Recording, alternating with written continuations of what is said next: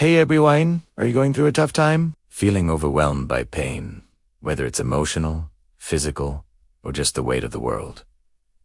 I want you to know you're not alone. Today, we're going to explore a powerful, ancient philosophy that can help you not just endure pain, but transform it into your greatest source of strength. We're talking about Stoicism. This isn't about suppressing your emotions or pretending you're not hurting. It's about changing your relationship with pain, finding the hidden power within your struggles, and emerging stronger than ever before. So, if you're ready to learn how to turn your pain into power, stick with me. First, let's get one thing straight. The Stoics were not emotionless robots. They were real people emperors, slaves, playwrights, who faced the same challenges we do: loss, failure, betrayal, and physical suffering. What set them apart was their mindset. The core idea is simple but revolutionary. We don't control what happens to us, but we always control how we respond. The famous Stoic emperor, Marcus Aurelius, wrote in his personal journal, "You have power over your mind, not outside events. Realistis, and you will find strength." This is the foundational principle for turning pain into power. The pain itself is just raw data. It's our judgment, our reaction to it, that makes it feel unbearable. Let's dive into the first Stoic technique, the dichotomy of control. Imagine drawing a circle around yourself. Everything inside that circle is what you can control: your thoughts, your actions, your choices, your character. Everything outside the circle, other people's opinions, the weather, the economy.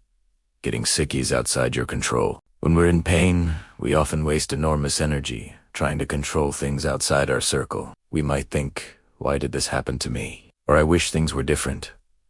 The Stoics teach us to shift our focus entirely to what's inside the circle. You can't control the fact that you lost your job, but you can control how you spend your time now. You can update your resume, learn a new skill, or reach out to your network. You can't control the chronic illness, but you can control your attitude towards it, how you manage your treatments, and how you find joy in your daily life despite it. This shift to empowerment is the first step. The pain is there, but your power lies in your response. The next powerful tool from the Stoic arsenal is what we call amor fati, which is Latin for love of fate. Now, this sounds extreme, right? Love the thing that's causing you pain. But hear me out. It's not about enjoying the suffering. It's about accepting it, and even embracing it as a necessary part of your journey. Friedrich Nietzsche, who was heavily influenced by the Stoics, put it this way: "My formula for greatness in a human being is amor fati, that one wants nothing to be different, not forward, not backward, not in all eternity, not merely bear what is necessary, still less conceal it, but love it." When you face a setback, instead of fighting it and wishing it away, you can ask a different question. How can this serve me? What can I learn from this? How can this make me better? Maybe a painful breakup teaches you what you truly need in a partner and helps you build more self. Maybe a business failure reveals critical flaws in your strategy and prepares you for massive success next time. By loving your fate, you stop being a victim of circumstance and become an active participant in your own growth. The obstacle doesn't just block the path, it becomes the path. This leads us to another key Stoic practice: viewing obstacles as opportunities. The Stoic philosopher Seneca said, "Difficulties strengthen the mind, as labor does the body."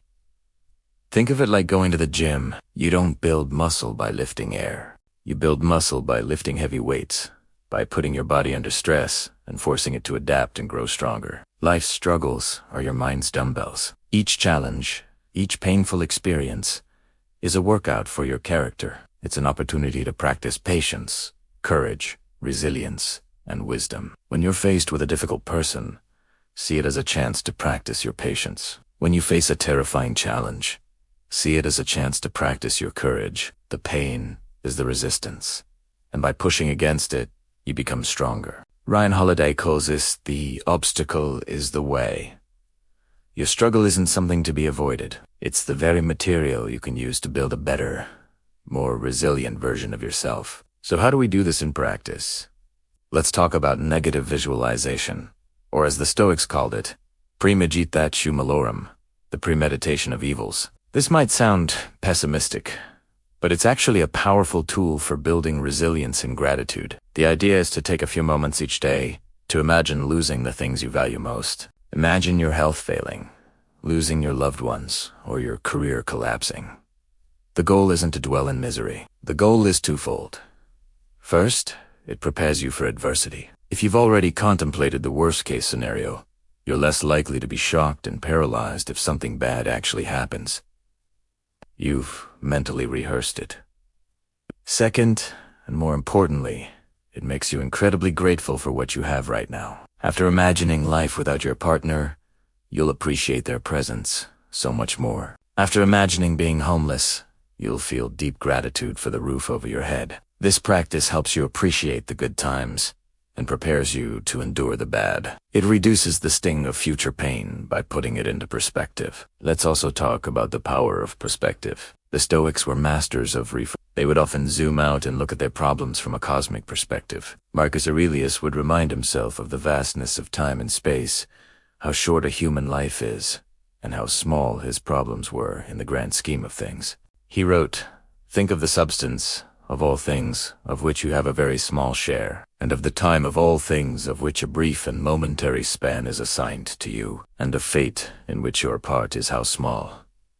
When you're consumed by pain, it feels like your entire world. But if you can step back and see it from a distance as a single chapter in a long book, or a single pixel in a massive image, it can lose some of its overwhelming power. This isn't to diminish your pain, but to contextualize it. This suffering is a moment in time, and like all moments, it will pass." Another practical application is journaling. Many of the Stoic writings we have today, like Marcus Aurelius's Meditations, were never meant for publication. They were personal journals.